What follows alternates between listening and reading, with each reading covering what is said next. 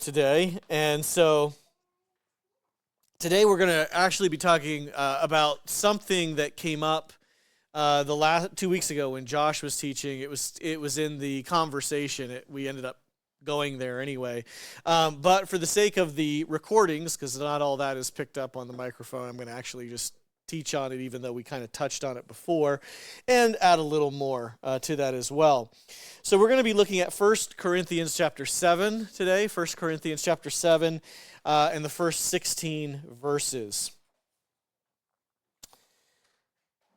So beginning in verse 1, it reads, and if you want to follow along, I'm going to ask you in a second if you want to look up a couple different versions on these first couple of verses to see how they translate it, or see what they add. I'll show you what I'm getting at in a minute. But starting in verse 1, now concerning the matters about which you wrote, it is good for a man not to have sexual relations with a woman. But because of the temptation to sexual immorality, each man should have his own wife, and each woman her own husband. The husband should give to his wife her conjugal rights, and likewise the wife to her husband. For the wife does not have authority over her own body, but the husband does. Likewise, the husband does not have authority over his own body, but the wife does. Do not deprive one another, except perhaps by agreement for a limited time, that you may devote yourselves to prayer. But then come together again, so that Satan may not tempt you because of your lack of self-control. So as a concession, not a command, I say this: I wish that all were as I myself am. But each has his own gift from God, one of one kind and one of another. To the unmarried and the widows, I say that it is good for them to remain single, as I am. But if they cannot exercise self-control, they should marry. For it is better to marry than to burn with passion. To the married I give this charge, not I, but the Lord. The wife should not separate from her husband. But if she does, she should remain unmarried, or else be reconciled to her husband, and the husband should not divorce his wife. To the rest I say, I, not the Lord, that if any brother has a wife who is an unbeliever, and she consents to live with him, he should not divorce her.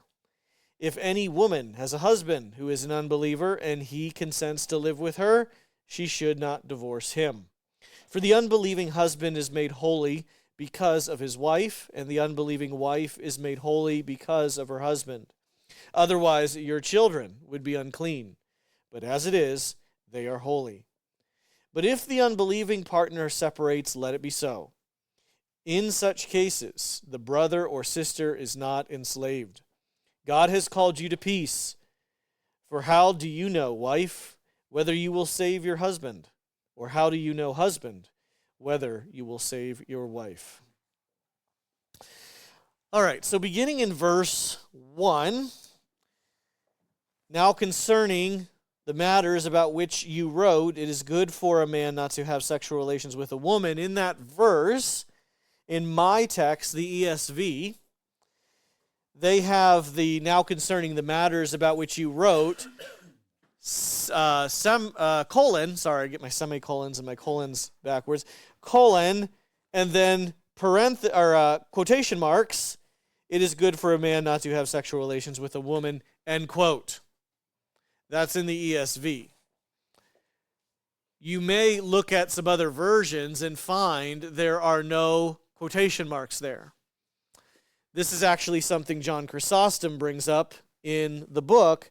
He's not intentionally referring to the translation issue, but when he cites this passage in his reading, there are no quotation marks as the ESV is rendering it.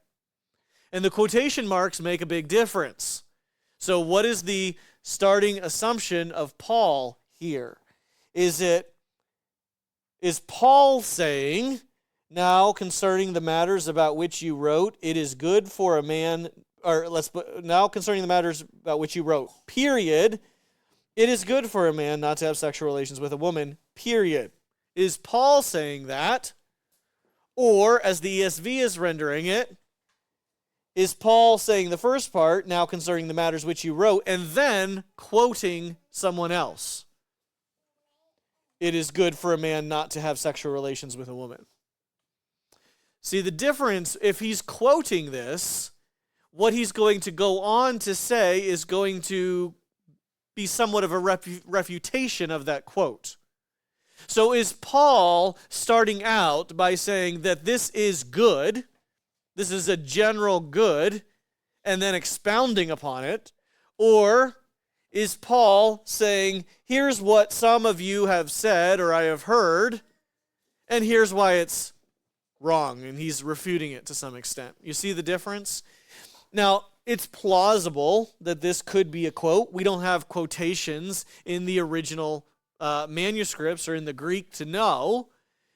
There are places in 1 Corinthians where there's a good reason to assume that Paul is quoting sayings, because we know those sayings that were common in that time around Corinth.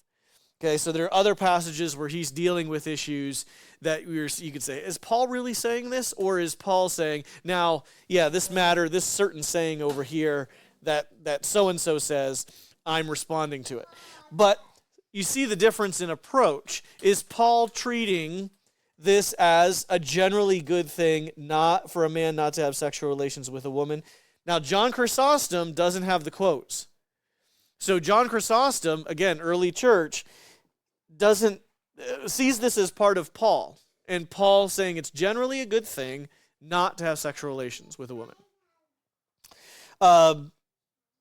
I tend to go with John Chrysostom in the early church when in doubt.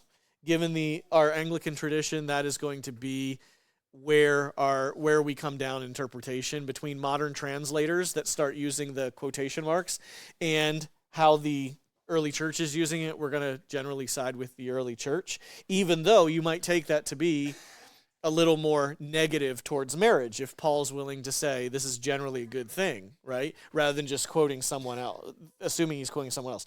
One of the dangers with those quotation marks is people like to use them more and more, is every time they find something they don't like in Paul, you just put quotation marks around it and say, no, Paul never said that. Paul's responding. So I saw it even just this past week where Paul is talking about women being quiet in church. They would say, no, that's quotation marks. So new translators are talking about this ancient tradition of 100 years, which finds quotation marks around women speaking in church, right? Which is very convenient for the women's ordination people.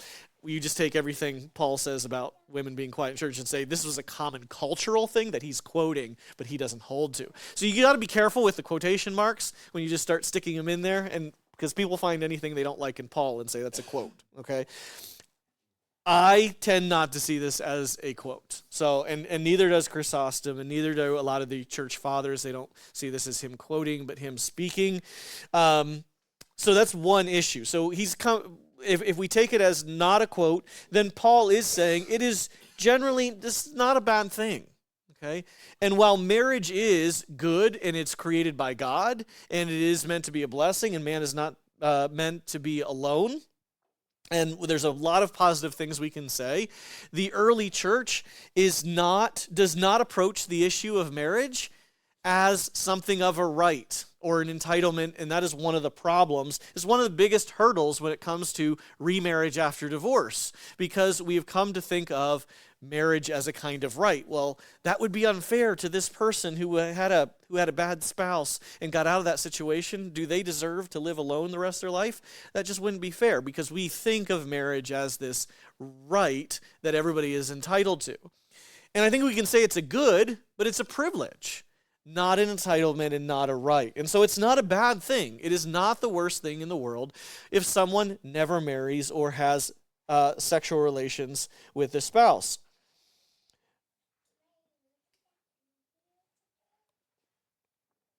But then he says, due to temptation, if the temptation is too strong, a man should have his own wife, one wife, and there are then duties that come with having a spouse. Okay, it's my opinion also that Paul, even though he's saying that this is fine and well to not be married, he expects the vast majority of people to be married, I would say.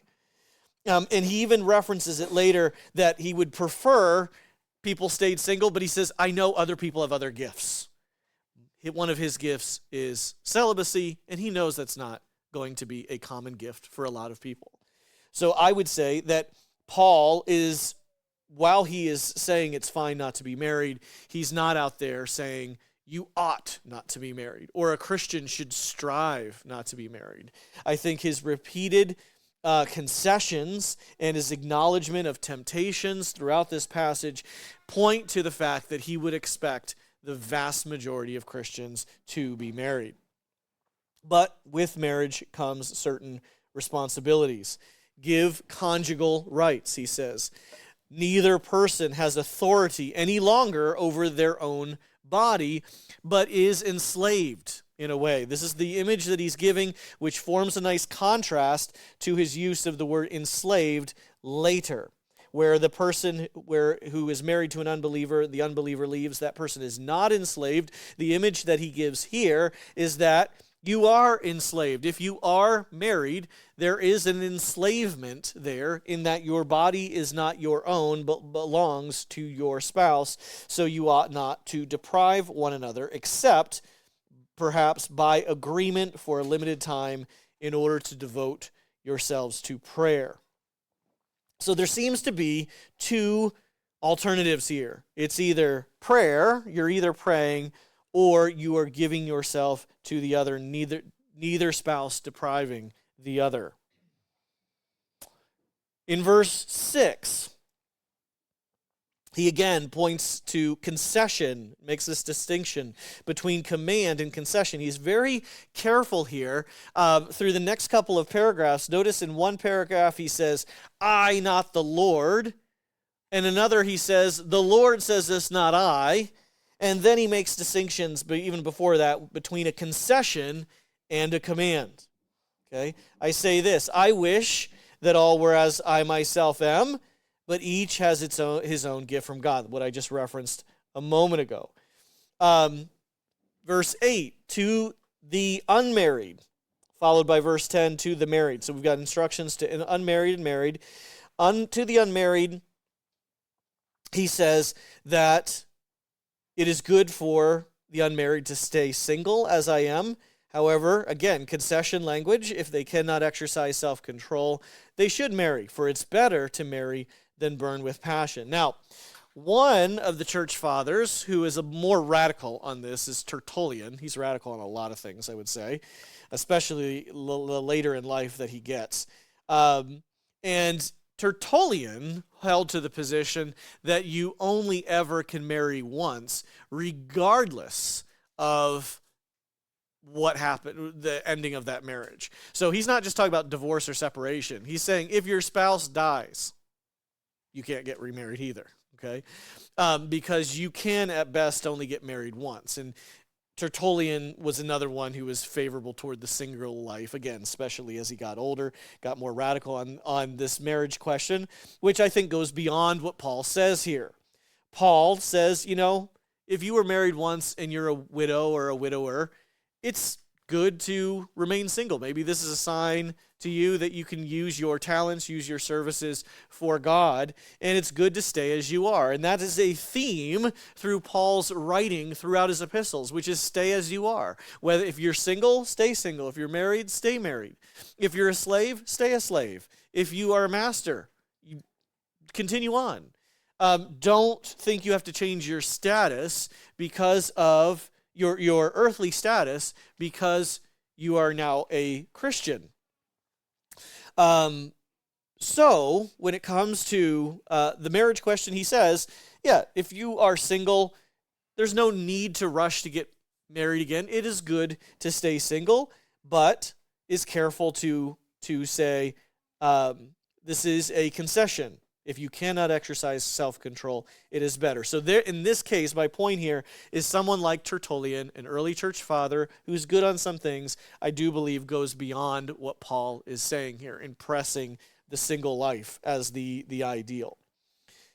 I would say he's less consistent with Paul than what you'll find with Chrysostom. I find Chrysostom to be more consistent with what Paul is teaching. Verse 10, to the married, I give this charge, and here he distinguishes again, not I, this is a greater emphasis, I would say, not I, but the Lord.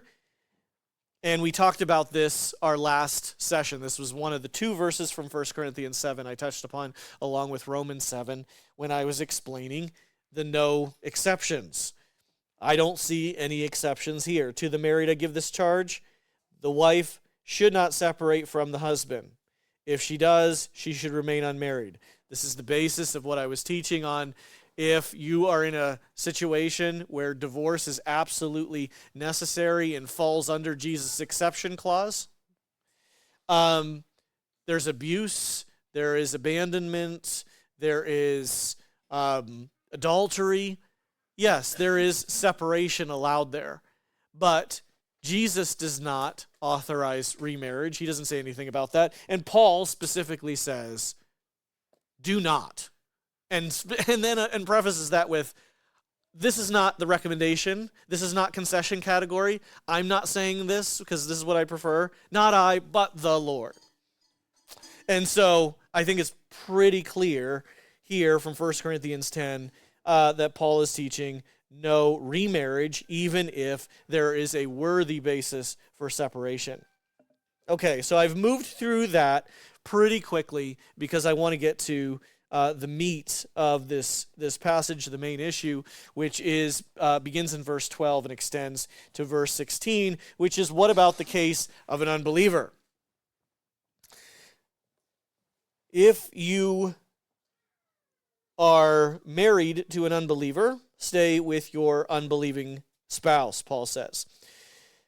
Now, this should not be taken as an allowance or an authorization for marrying an unbeliever, where Paul elsewhere says, do not be unequally yoked. But what Paul has in view here, I would say, is a couple who are unbelievers and one of them comes to faith. And there are people like that in Corinth. And the question is, what should I do now? Should I divorce my pagan spouse and marry a believer? Because, my status has changed and we're so different now. And Paul says, stay as you are. And then gives a reason for it. It's not just his preference either. There's a theological reason for it. And this is what we were talking about in our discussion a little bit 2 weeks ago, is that unlike in Ezra and Nehemiah, where the command is to separate, to preserve the holiness of God's people, the separateness of God's people, in the new covenant, you see a reversal of that, where as salt and light and leaven, we leaven the world. Again, this is not authorization for missionary dating, okay? But if you are in a marriage and you are a believer, stay with the unbeliever. For as Paul closes the passage that we read today, how do you know, wife, whether you will save your husband, or how do you know, husband, whether you will save your wife? You have an opportunity to be a godly, not only a godly influence, but to be a representative of Christ and a representative of cruciform living and of a sacrificial lifestyle. You have an opportunity to be Christ to that person every day, living with them. Who knows whether you will be the one to save your spouse? Furthermore, because of this, the spouse is made holy, Paul says, as well as the children. So children and spouse are made holy. Now, the spouse, we do not believe is, hey, I'm good, I'm a Christian, because I'm married to a Christian, so that's my get into heaven ticket. We don't believe that. You don't have to just be married or related to a Christian. You have to be a believer. But children, using our understanding of covenant theology from the Old Testament, which is, I think, what Paul is assuming here, the children are made holy as well. And so this is a text that goes to some of our teaching on baptism, that the children of at least one unbelieving spouse are eligible for baptism and are brought into the covenant, into God's covenant. If the unbelieving spouse separates, Paul says, let it be so for the believer, in this case, the brother or sister, that's the language he uses, is not enslaved. Now here is where we get to the hardest, most relevant line for our discussion on divorce and remarriage. This line is like Matthew 19, which is the other great exception clause. So a lot of conservative people who would identify as conservative theologically on marriage and family would say there's two exceptions in Scripture: adultery and abandonment. Adultery you get from Matthew 19, abandonment you get from 1 Corinthians 7. And these are the two great exceptions. I said at the outset of teaching this series that I want to avoid casuistry in our approach, and we might even be getting into it a little bit and using it a little bit here to parse this text as a potential exception. But on the whole, I don't want to switch up our methodology. I don't want to start looking in here for a text, there's our exception out, because what I want to do is guide us back to our first question: what is marriage in the first place?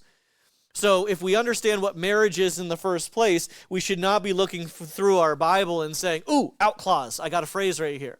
Because if marriage is this permanent union that God makes that no man shall presume to tear apart, the fact that you have an unbeliever who walks away should not just be seen narrowly as a legal out clause, right? If marriage is still marriage, okay?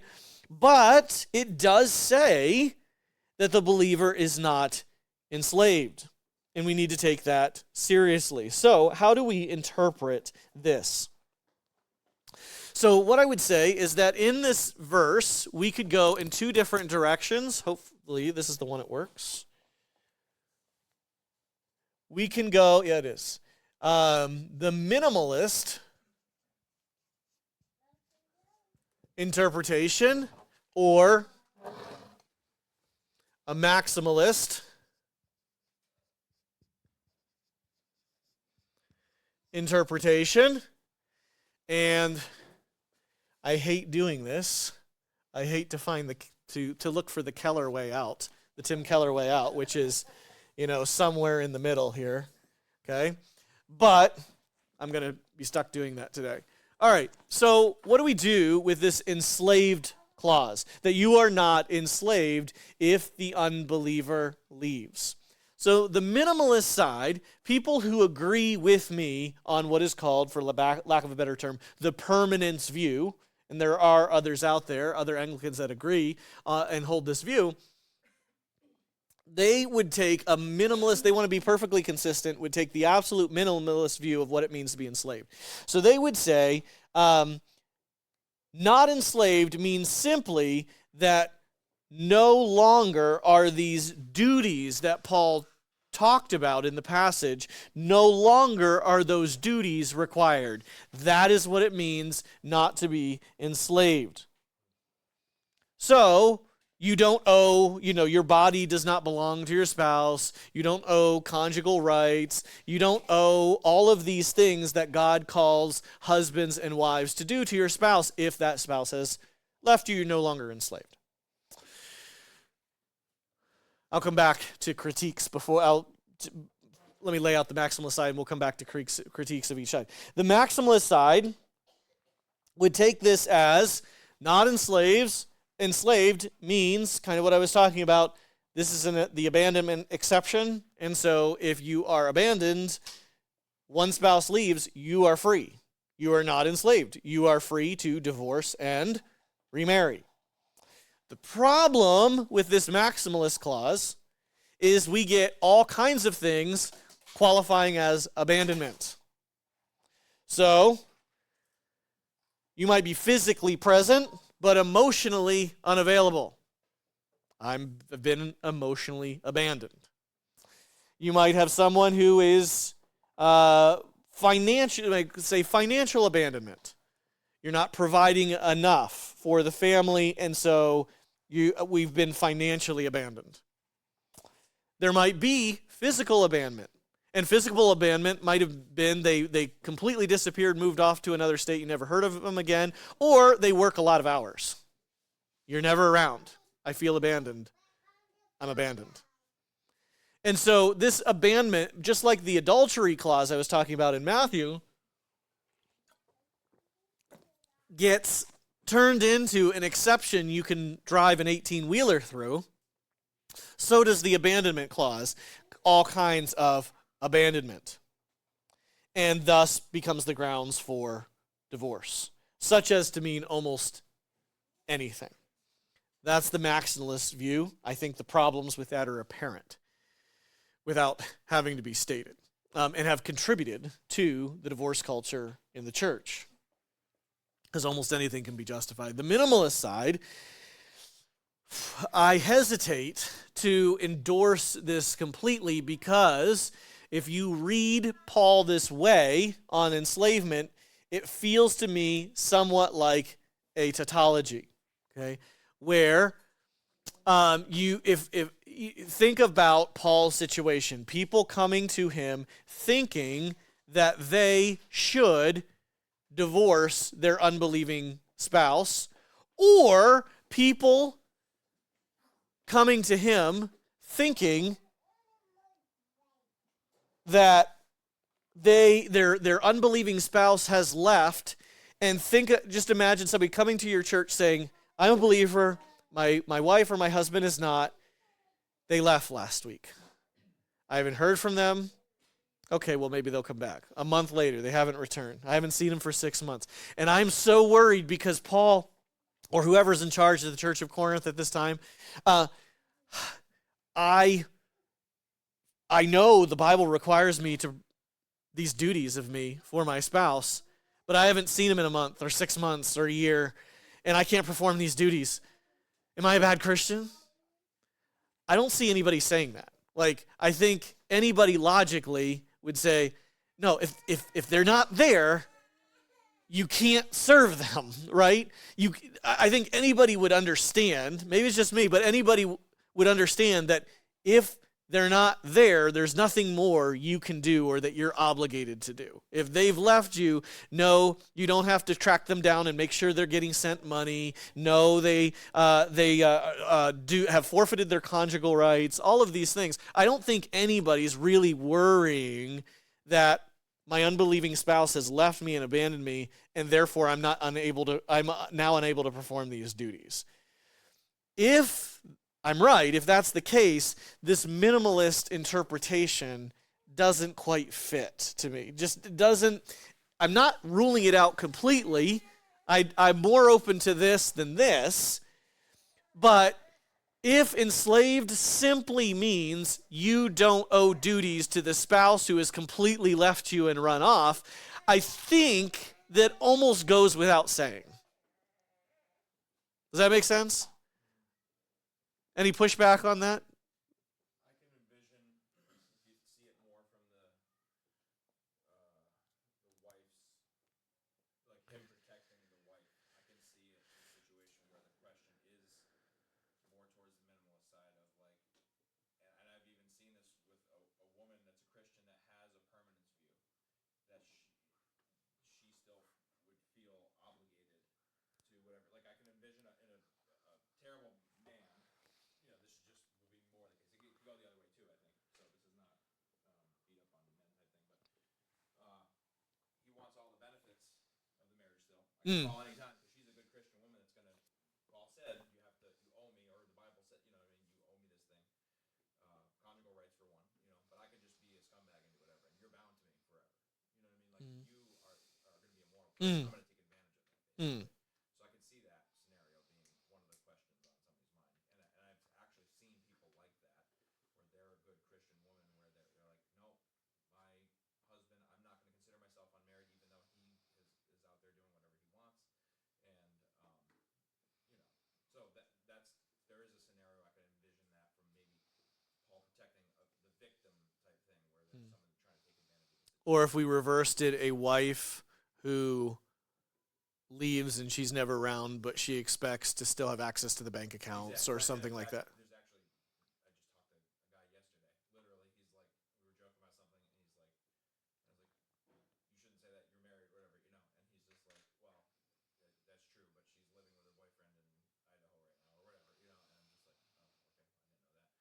Anyway, but and he still provides for her and does everything, but she wants, so it's just there are scenarios like that that are Okay. hard to imagine, but so I wonder in context of what he's dealing with if that's even something that would be on. I can see that kind of situation. Tad? I was just kind of point out something that first popped out to me where at one point he's addressing the unmarried, and then he's addressing the married, and then he's addressing the rest. And I'm just thinking, Mm. that's weird. But when he gets to the rest, it's not it's not yes and no and some possible concessions.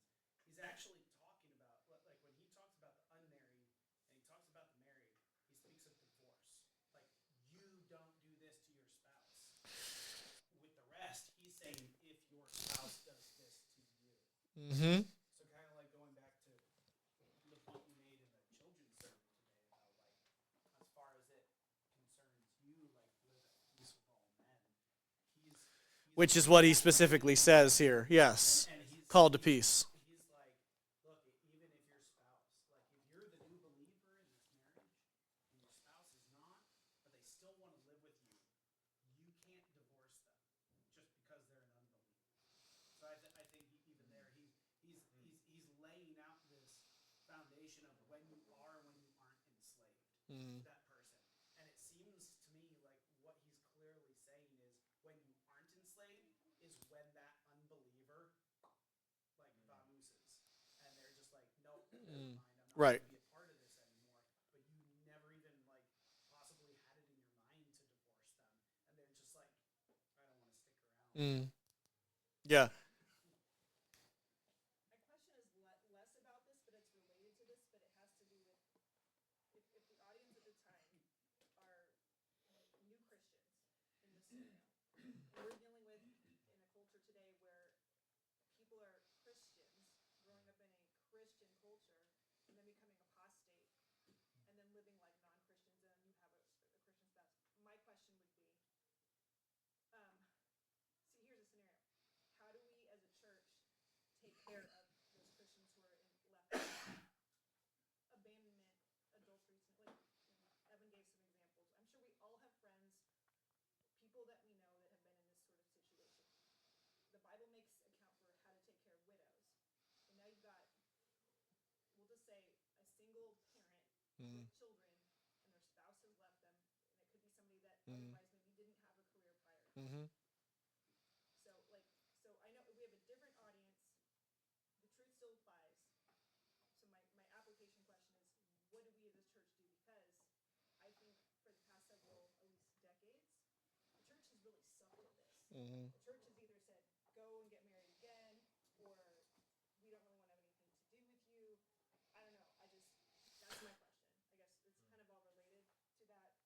Yeah, that's actually a separate class I want to deal with in terms of what do we do? Because the answer there's not any easy answers coming in terms of now the easy answer that the church has recently tried to do, whether they've explicitly said this or not, it's been the implicit assumption based on actions, which is, if you got a single woman here, if she can just marry again, then that problem's out of the way, and he's taken care, the family's taken care of, and that family can now produce as a unit. And I think personally that is one of the motivations in the Bishop Sutton's book. I do think that is one of his motivations, which is part of the Biblical Blueprint series, which is edited by Gary North, and who Gary North wrote the foreword to Sutton's book. So I do think that's part of the motivation is, hey, we need to get people off the sidelines. And, it's better if, say, a woman remarries, a guy, and he can help provide, and he can, provide an income so she can put the kids in Christian school or homeschool or something like that, and is not, working full time and sending the kids to public school or something else.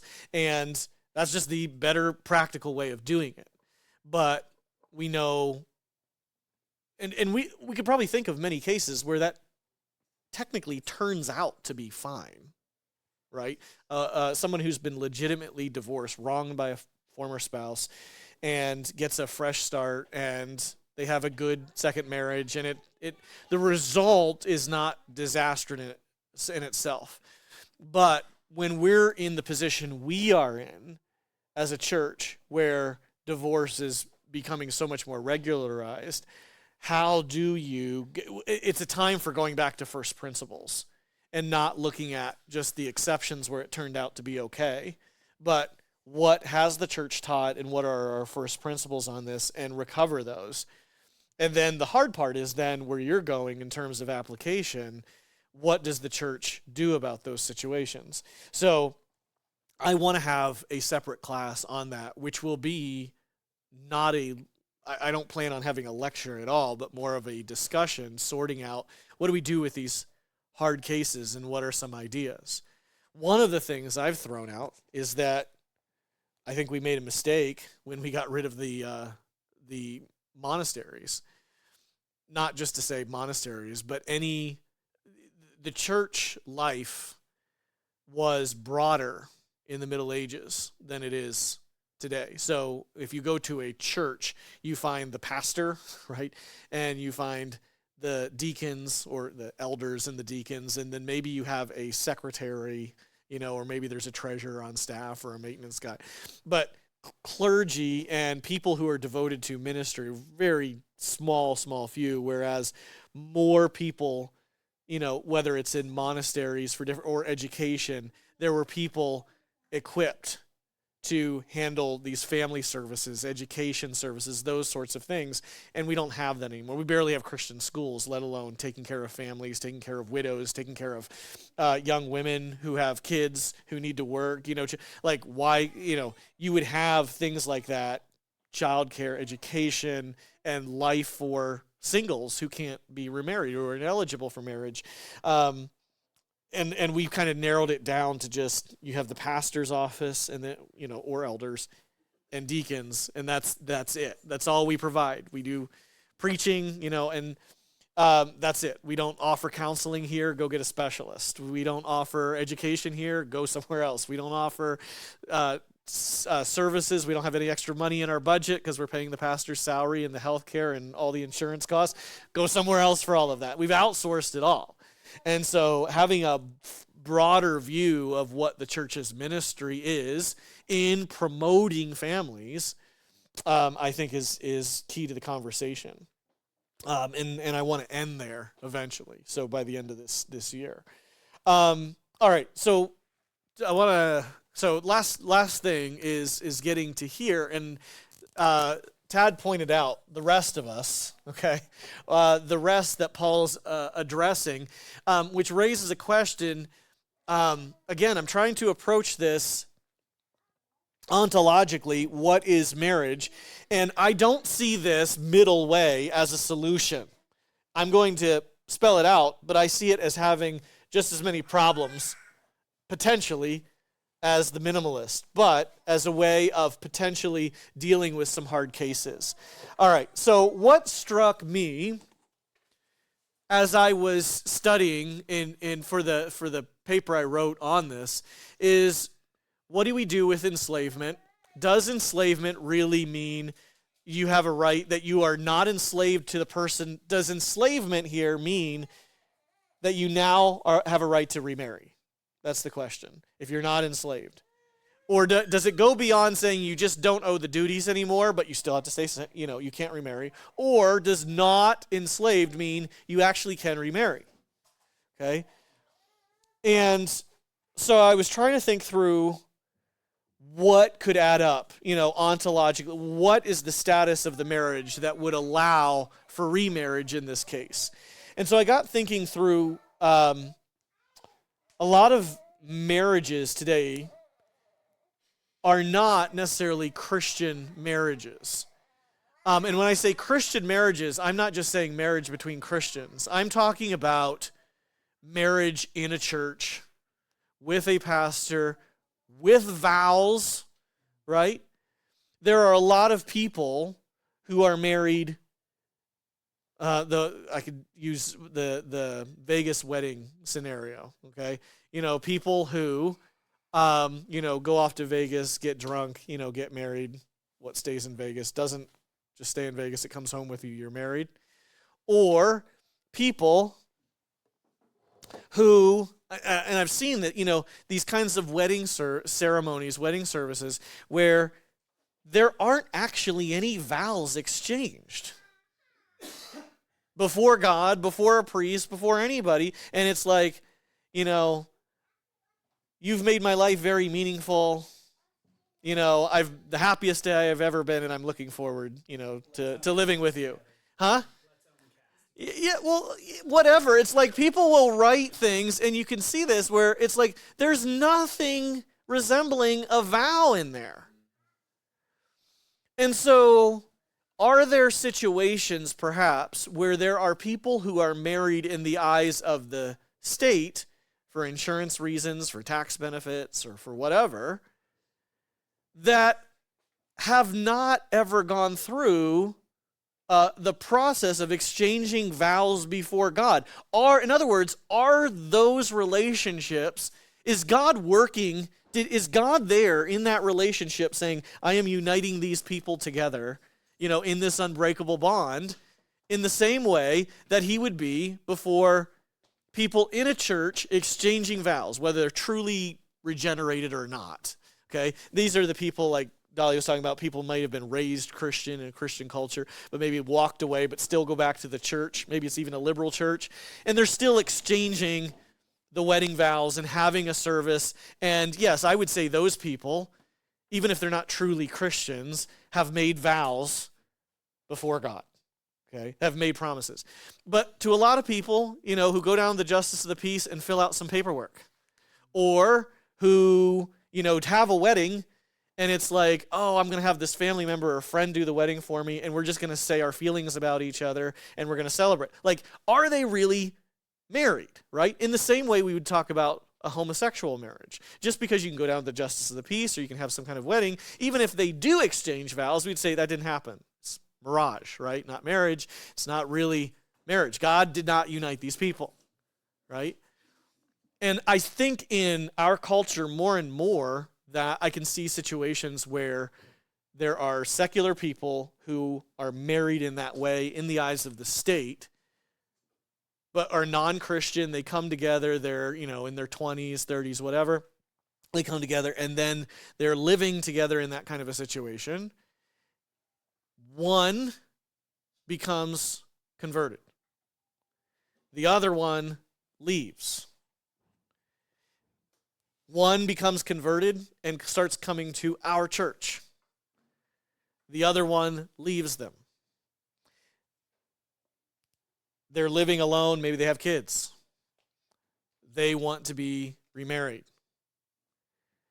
Well, I would think one thing that I am open to after investigating the circumstances is, okay, what were the circumstances of your marriage?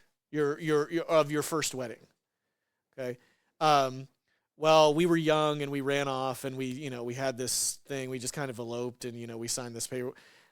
I would, and again, this is where I'm the least dogmatic in all of everything we have talked about or will talk about, because I do genuinely think this is hard. But I am open to the possibility, given the right circumstances, where somebody could say, no, I was with this person, we are married in the eyes of the state, but it was not really ever a wedding. And possibly to the interpretation that on that basis, you were never truly married. You never made vows before God. And therefore, and now this person has left you as an unbeliever, that you are now free, not enslaved, to remarry another Christian. I don't love it, to be honest with you. It's not clean and it's not simple, but I'm trying to think through in terms of somebody that now, and this it can't work the other way. You can't say, well, my spouse was, professed to be a Christian, but then did this awful stuff and left, so therefore they showed themselves not to be a Christian, so I'm in this category of having an unbelieving spouse, right? And I'm a believer. No, I'm talking. This would only apply to people who were completely outside of the church, and their wedding and it would require. This is what makes it difficult, because it requires looking into the details of every case instead of having this. Oh, this is an easy one, strict, hard, fast rule, where you say, yeah, we ran off, we filled out some paperwork, or we had this ceremony, it was at this club or this bar, and we read these papers and we had friends do it, and, we signed the relevant paperwork. I think there is a tiny exception there where I could be open to saying, given that your wife has now left you and abandoned you, and both of you were completely outside the church. There's not really strong evidence that you ever made vows to each other before God, that you are not enslaved via Paul's words here, and can now remarry in the Lord, in the church, and have a legitimate marriage going forward. Fire away as to why that's untenable. But I'll just, in summary, the question here is not, is there an exception to the rule? Because I would say there's still no exception. I would say the question here is, was there ever a marriage? It's really interesting because I think that brings us full circle around to the whole discussion about is state marriage at all, and why did that even start historically becoming considered a legitimate marriage? And I remember my first taste of these kinds of conversations goes back to like years before Emily and I ever knew each other, because a friend of mine, her husband left her just up and disappeared, and she claimed to be a Christian, and one of those Christians that just conveniently was never really a part of the church, and had her own ideas about how to interpret scripture and everything. And one of the ones where like they're convinced that Christmas is entirely pagan and things like that. And then she got remarried to a guy who also was divorced in a really weird, like janky situation where I don't even remember there was lies and all sorts of stuff. And then when I asked her, I said, "So what made you two guys get married? Because all you did was literally put a ring on your finger and say we're married now." And she had all of these reasons from scripture and everything why they were actually married. Well, God views this as a marriage, and I'm like, but what makes it a marriage? And she never really had any kind of substantial answer for me. And she's like, well, we could go down to the courthouse and everything, but since his last marriage isn't finalized and there's kids involved and everything, he can't technically be married again yet. And I'm just like, so you're saying he can't be married to you? Mm-hmm. So it's so weird. It's so weird. Yeah, another exception, another example would be, and I've heard of this, seen it, examples, is the common law marriage, right? Where you are living together with someone in one household for long enough, where the law is basically going to treat you as married. That would be another case. So it's only 10 days? Oh, wow. I thought it was longer than. Yeah, that's what I thought. It was. The way common law works in Pennsylvania is we have a common law reception statute. So they ended common law marriage in Pennsylvania, although it's technically on the books. So if the current legislation were to be repealed or expired, then it would be immediately back in effect. So yeah, if you got a common law situation, and so legally it's like, yeah, well, we've been living together for 20 years, so we're technically married in the eyes of the law. Somebody in that case, one of them converts, the other one leaves. That's a situation where I would say, yeah, basically you were just living, you were a fornicator for 20 years. You weren't married, and now you are free to marry. So that'd be another example. If somebody came to church and said, well, we're kind of in a common law marriage. I would be, and somebody truly changed life, wants to marry in the Lord, and the spouse has left, completely abandoned. I would be open there to that kind of situation as well.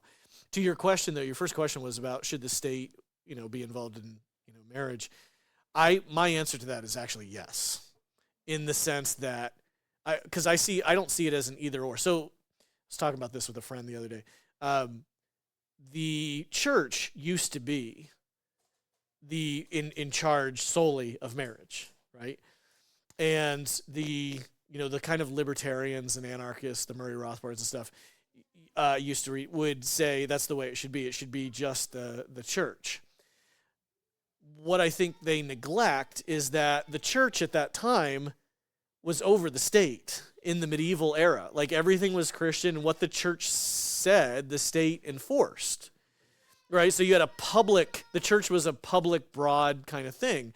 Well, when the Reformation comes along, you get doctrine of the two kingdoms where you have distinction between the two instead of church over state. And then I would argue that it goes too far among the Puritans, where the Puritans consider marriage to be primarily state, not a church thing, because of regulative principle. So in Puritan New England, they were against wearing wedding rings because they said you can't bless physical objects. So you can't bless the rings and bless that. There's only spiritual blessings, and you can't bless things or dedicate things, spaces.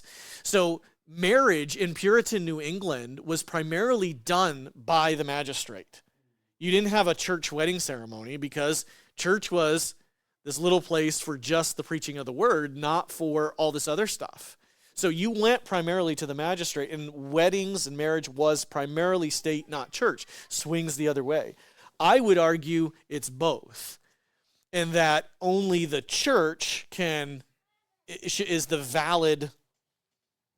It's not the church per se. God through the ceremony, is wedding the two people together. But if you go to say, well, then just keep it in the church.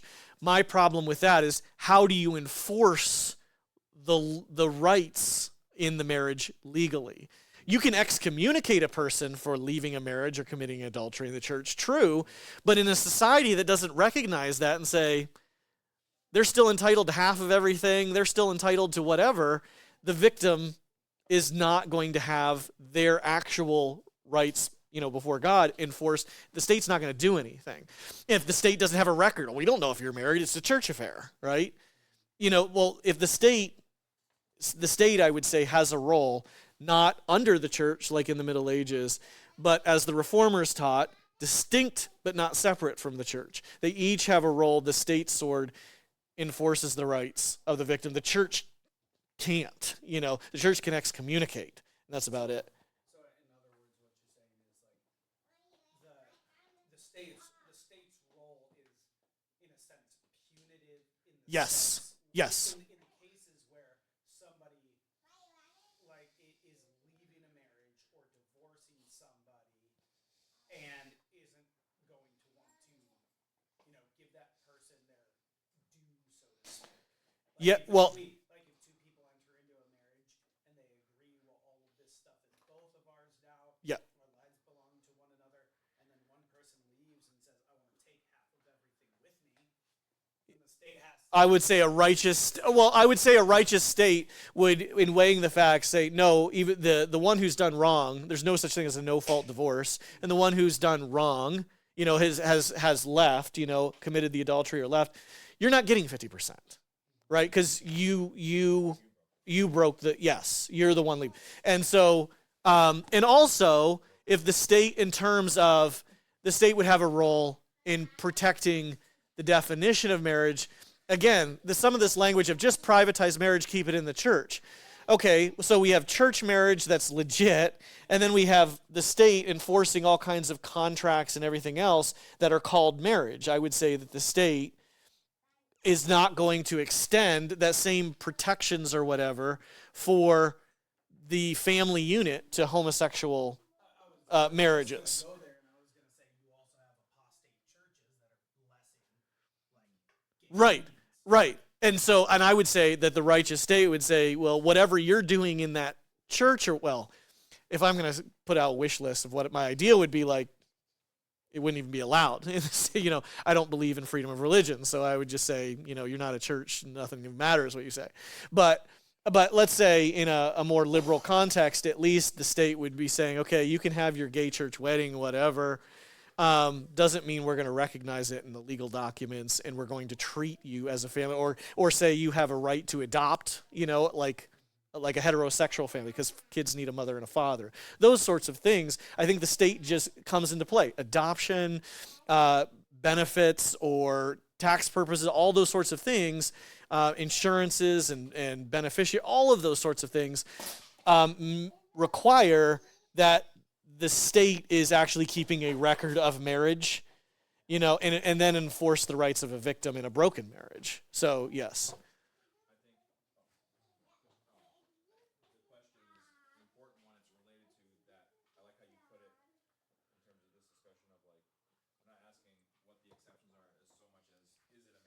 Right. I think that goes to his question as well. We're thinking of it, if it's church or state type thing, you'd have to say that only Christian marriage is a marriage, if it's only through church. So Right. it's also the idea that marriage is an institution of nature, not of the church, not Yes. in particular. So it's like we have to account for other people that are married in some tribe somewhere versus whatever. And I think even those you do have to wonder. You could ask those questions. Did it constitute a valid marriage? And I think if they're and the state being involved is a big part of it, is the protection of. And that's if you go the Catholic direction, you go the direction of legitimate marriage is Christian marriage. And that, so it's as long as it's Christian marriage. The problem is that you leave nature behind, which I wasn't supposed to preach this sermon today.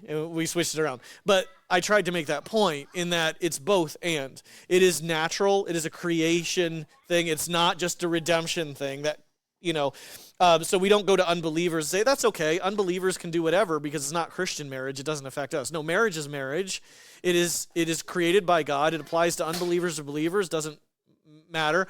But I would say that, yes, Christ elevates marriage to something beyond just keeping orders in society and promoting civilization and peace, because we're born as human beings who need fathers and mothers, and that's the way things are.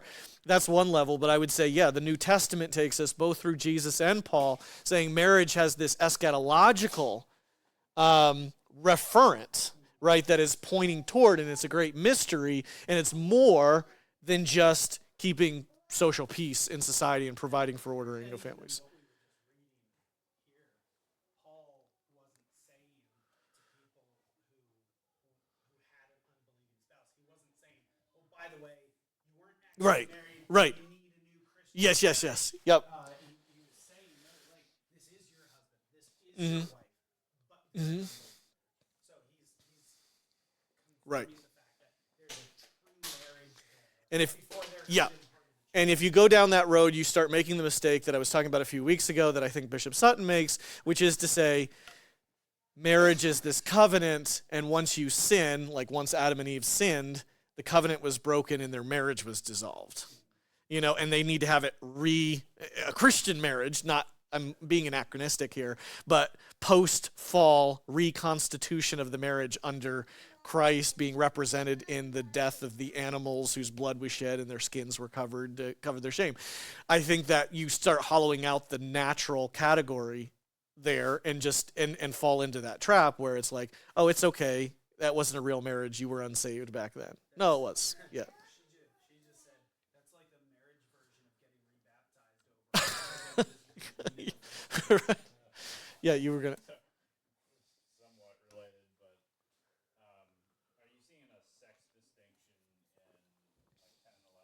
Yeah. He's married, I give this command, so he has the Yeah.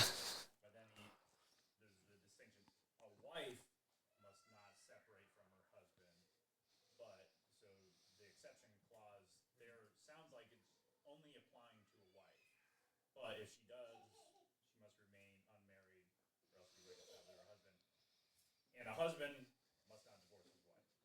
So there seems It's not just there. It's kind of everywhere too, so which I didn't know if you explained this earlier. no, I didn't explain it. I tried to avoid it.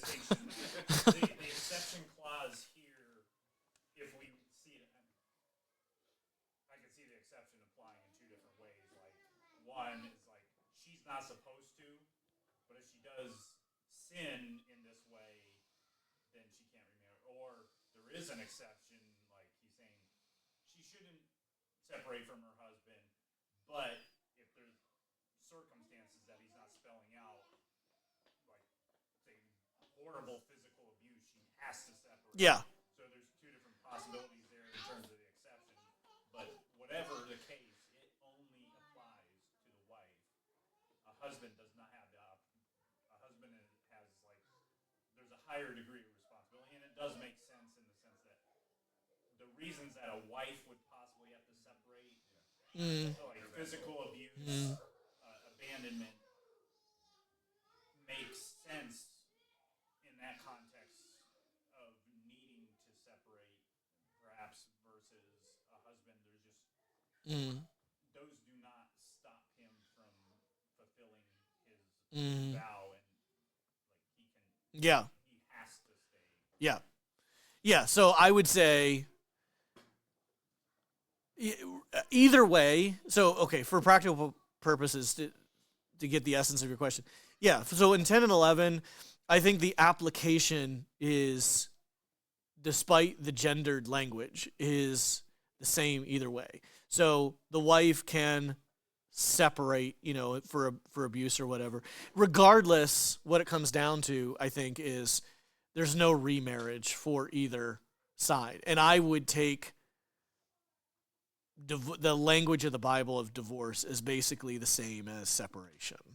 That there really is no divorce, that it merely is a separation, that you can move away. And so, yes, the wife, that gendered language there, your point, the wife can leave but cannot remarry, in that abuse kind of situation. And the husband, who may not have any reason to leave, he's not being abused or whatever, he still can't marry either. So at the end of the day, I look at it as a pretty complete rule, not having any exceptions where you can remarry. Either way. But to your point on gendered language, it's a road I haven't explored. I don't necessarily want to, in that, because you can find it in Jesus' language too, where it is a man ought to not to divorce his wife. The language doesn't go the other way. Now, I am, for our society, the world we're living in, just saying it like spouse, he or she neither can. But there are some who could push on this and say it's, patriarchal society, that only men have the right to divorce and the woman never does. And they would take that even back to Deuteronomy, because it's a gendered language there as well, that the man can put away his wife, and would say that if you really wanted to push on that, men have a limited right to divorce, but women never do. Well, I would say I do think that the patriarchal thing is maybe relevant in terms of what you just talked about, cultural context of where the command is coming from in that sense. Like in the Bible, you don't ever see, polygamy is a man Yes. having multiple wives. It's not a woman. Like that's just not even heard of. It's not even a thing. A woman can't do that. Yes. I think the same would be true in this. Yes. A woman wouldn't divorce her husband. Yes, because they're completely vulnerable. So that's I think the And directed because of context. For yeah. maybe. When did in society did it become when did kings start taking mistresses, or Since forever. or that they recognize that as children were illegitimate? How did that change? I don't know. I think kings, who just yelled Lamech. Yeah, I really think that's the answer. Is that as soon as the strong man, and you know what, it's actually something that's really interesting to me is the sociology of marriage throughout history. Is that you find in every civilization, no matter how you want to call this patriarchal or sexist today, is that who talks about it? Carl Zimmerman talks about this. Hans Hermann Hoppe talks about this in the history of civilization. Is that whether you're talking about Vikings or you're talking about Romans or Greeks or Chinese, that men being stronger have a hierarchy, and of strength, and that is correlated to wealth as well, and whether it's a warrior society or a business society or whatever else, that the most competent men have the greatest earning power and attract more women. And because the women are weaker and vulnerable. And so what happens in a lot of different societies is the men at the very top have most of the women. And so that would include kings, that would include nobles, that would include your best warriors, would have multiple wives and multiple children, and the men at the very bottom, whether it's intellect, whether it's warrior capacity, whatever it is, they're the cannon fodder. They fight the wars. And so women in every society tend to be attracted to, and we can see this today, like even, I was just reading George Gilder's book. He talks about the same thing, is that women, even women who are successful and make a lot of money, want a husband who makes more than them. They're not, if they make more of their husband, if a potential partner, they make more, they kind of look down at them. It's very rare. So you see this I've seen this with basketball players in the WNBA. Taller women, they want NBA players. They want men who are taller than them, right? And It's really ironic because literally like almost 99% of the WNBA, no lie, is lesbians. well, I wouldn't go 99, but the percentage is high. I've been told It's not that high, but it is high. Yeah, it is. It's much. I know.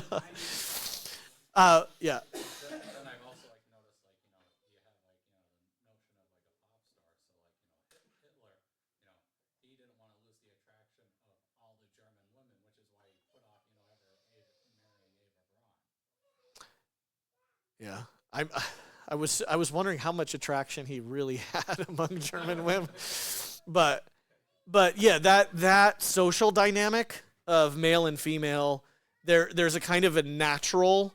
I don't want to use natural as in natural good, but there is this natural attraction for women to compete for the elite men because they're the most likely to provide for their heir, to provide for their children. And so whether it's like I said, Viking society, whether it's ancient Rome, whether it's you find the women, the top warriors, the top leaders have more women because the women want the top of the totem pole. And so, given that reality, I think it makes sense that a lot of kings end up having multiple wives or mistresses, and unfortunately in the West, the church has kind of just looked past it. So a lot of kings, this was true, and the church just kind of pretended it wasn't the case. It just kind of overlooked it, where they wouldn't overlook it for anybody else. So when did it start? I think it started at the beginning, and I think it has to do with the natural power dynamics between men and women. And yeah, but as far as a patriarchal society, some Evan mentioned polygamy. I think yeah. I mean, the concern. This is controversial to say, but I think divorce is viewed lower than polygamy in the Bible's world. Which is why you have men putting away wives or divorcing wives. You don't see women divorcing husbands, because if you divorce your husband, you're just committing yourself to a life of starvation and prostitution as a worse thing. Yeah, that I think you can get into some cases, maybe this shouldn't be recording, where you have a divorce and remarriage situation. Let's say somebody is remarried, that the answer there is you're actually married twice because there is no divorce. You're still married to that first wife. And therefore, even though you are remarried, you basically have two wives and have a duty for providing for both of them. Rather than saying, oh, you're divorced from this one and we reset the clock, reset the table, and you got this new one. But I think that you see in the New Testament, maybe it's debatable about what the one woman man means, but I think that Oh, yeah, I know where you're you going. don't see an encouragement. Like, you're assuming that in the New Testament they're encountering societies that practice polygamy, Mm-hmm. at least somewhat, and you don't see an encouragement, any comment about divorcing one. I think the church today would say, oh, well, you have to pick one, basically. If a Mormon came, and had multiple wives or whatever, it would be a, thankfully it's a rare thing, but, it would be a If a Mormon came, we'd kick him out for other reasons. So like, they're converted, and say, I want to come to the church, I'm Christian, now I have multiple wives, what do I do? I think that the church's inclination today would say, well, you have to pick one, first one maybe, or whatever. yeah, But I think that in the New Testament time, it was more, yes, this is not ideal, obviously, so you're barred from being a leader. yeah. But you have to provide for your family. And I think Mm-hmm. there are legitimate questions of conjugal rights and things like that that you should, Mm-hmm. the church would need wisdom to decide on those. Mm-hmm. But I think just agreeing with what you're saying about Mm-hmm. divorce is worse than. All right. Well, I don't know if that was any shorter. Probably wasn't. Let's close in prayer. Our Heavenly Father, thank you again for this day that you have made, this opportunity to come and to worship together and to talk about your word. We ask for continued wisdom and judgment as we search your scriptures and seek to apply them in a way that is not only consistent with your word, but that is wise in dealing with people, that we would not be a hindrance to someone coming to the faith or being discipled rightly in the faith. And so, Lord, help us to grow as a church as we apply these things in days, weeks, and years to come, that we might truly be a light. And for those who come through our doors, we might be able to serve them as you would see fit, in a way in which you would approve of. And we pray this in Jesus' name. Amen.